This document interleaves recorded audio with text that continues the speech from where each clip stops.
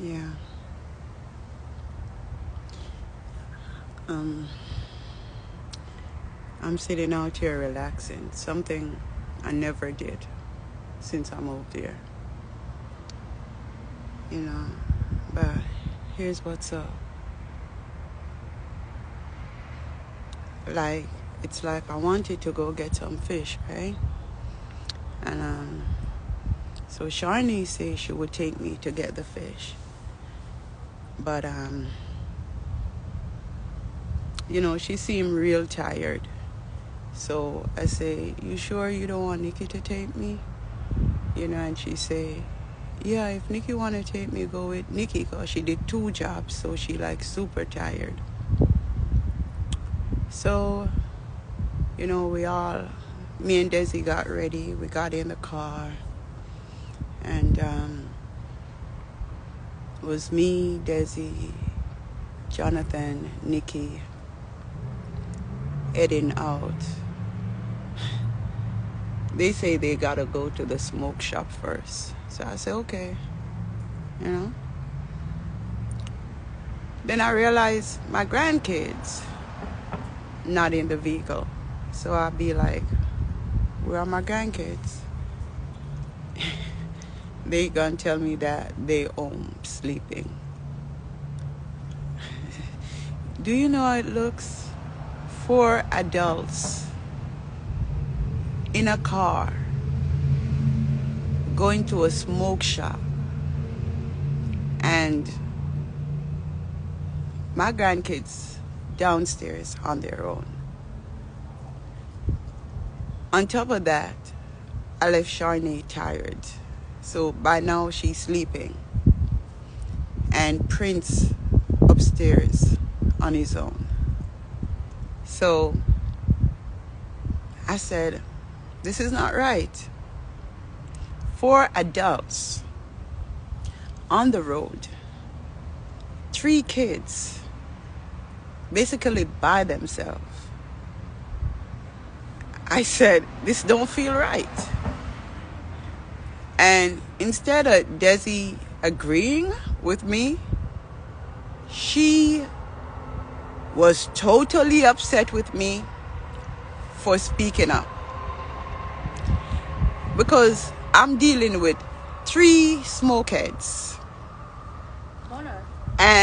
Mona, Amari, I'm watching your live right now. Yeah. Watch it. Was an adult in the house sleeping. So don't say and gonna fucking 4. We end up looking like 4 was in the room with 4 bums going to a smoke shop and leaving my grandkids.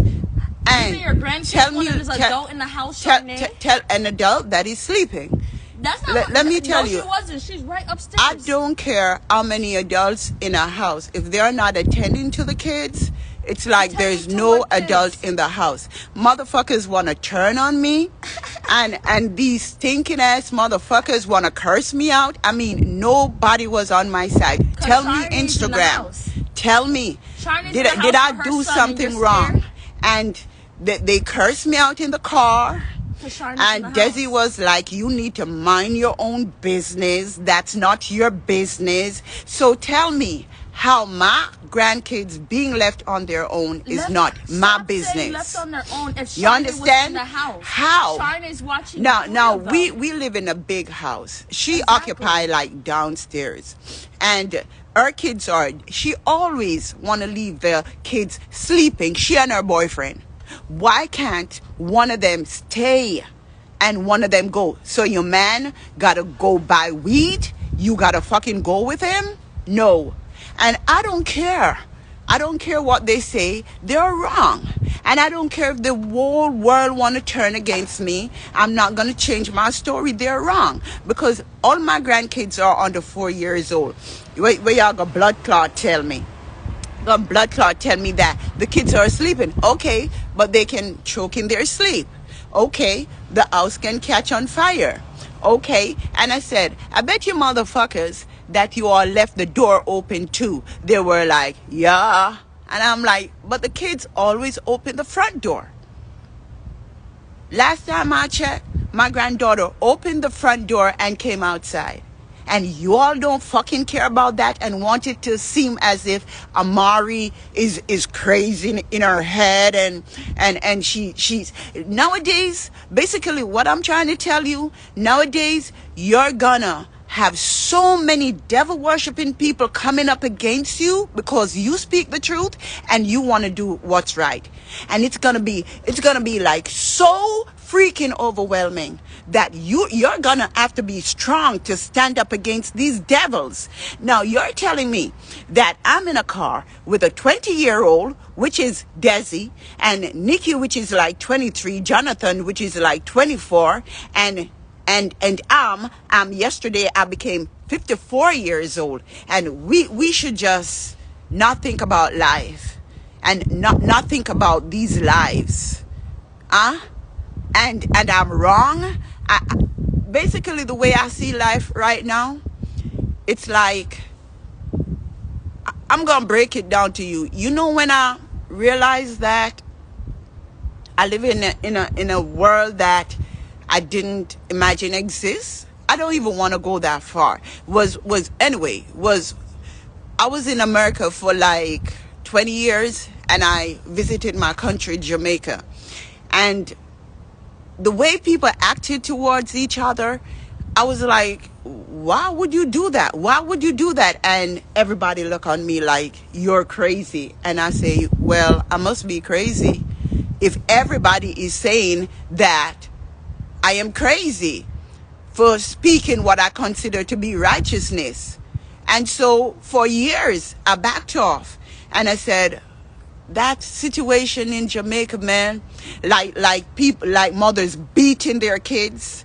You know, I see it even happen in Africa. I'm in Africa and I live in this huge house, right?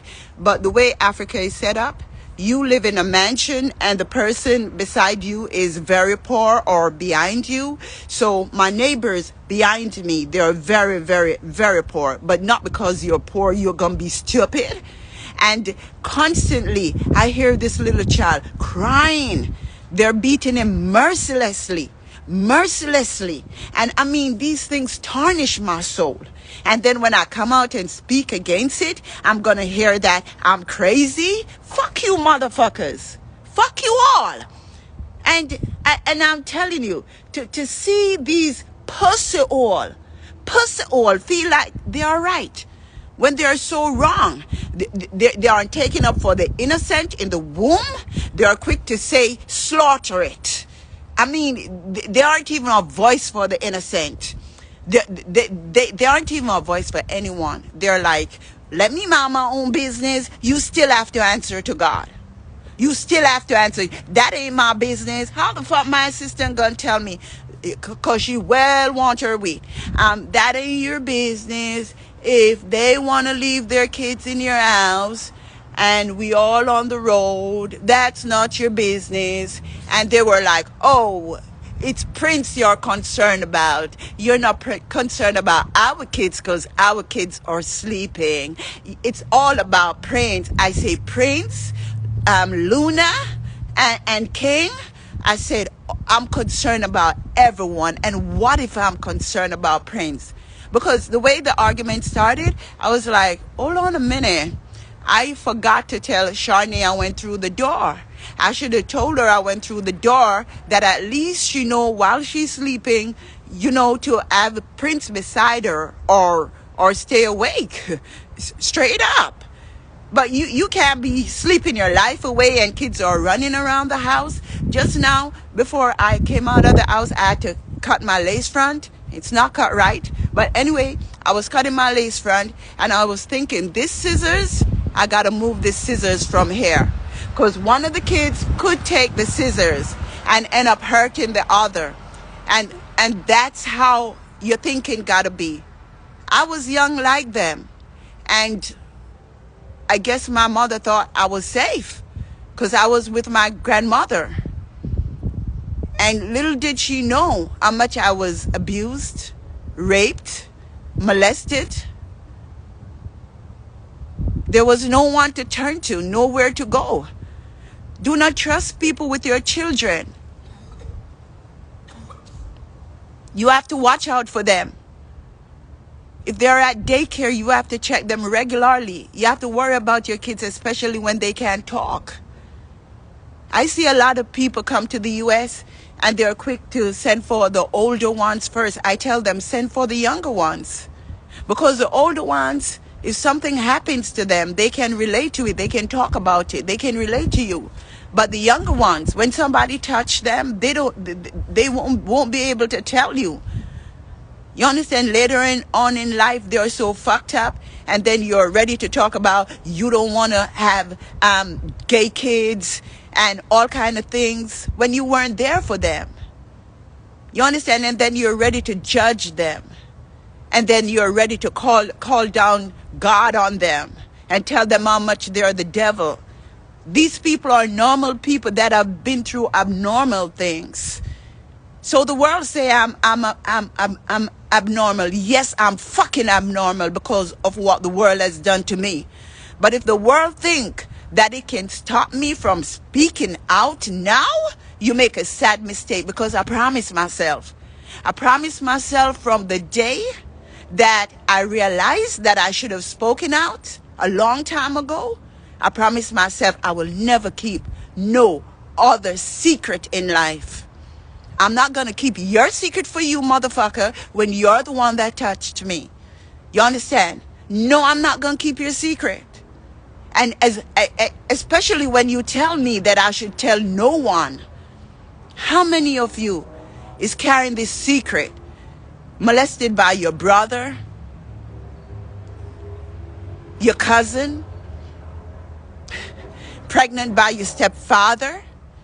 It's time you free yourself. It's time you set your conscience free and let God deal with these people accordingly. Speak. Speak out. Speak. That's the only way you'll start to, realize your dreams and things start happening for you, and the world start opening up to you, and the universe start blessing you. But don't think that if you don't speak, life is going to be better for you. It's not going to be better for you. And as for these motherfuckers, I tell them, you will not shut me up, but guess what? Drop me home. Drop me home. Now she's doing the right thing. Her man going to get his weed, and you in there with your kid. If you didn't want to have them, don't go get them. They never asked you to come into this world, but you brought them into this world. Do your job. Do your fucking job. Be a mother. And Desi, this is what I have to say to you. I never left you as a child. I protected you and I kept you by my side. And I expect you to stand up for me when I speak things that's right. Even at the studio. I spoke the truth. And I said, Desi, you should conduct yourself accordingly and don't be smoking and drinking with grown-ass producers who have their wives. And I still say the same. Because of that, I was beaten up. I had to run up and down in my hotel. The police had to be involved. But this bitch, I will not stop speaking what is right. I won't stop. I see my producer. Have some manners. You have manners. I see my producer serve me a cease and desist order to shut the fuck up. Guess what? I'm not going to shut the fuck up around here. Whatever you all are doing, I'm going to speak. Mona, can I say something? I'm going to speak out. I don't want to hear fuck. Just take care of my grandkids. I'm going to tell you something. I don't want to hear fuck. Go take care of my grandkids. I do a way better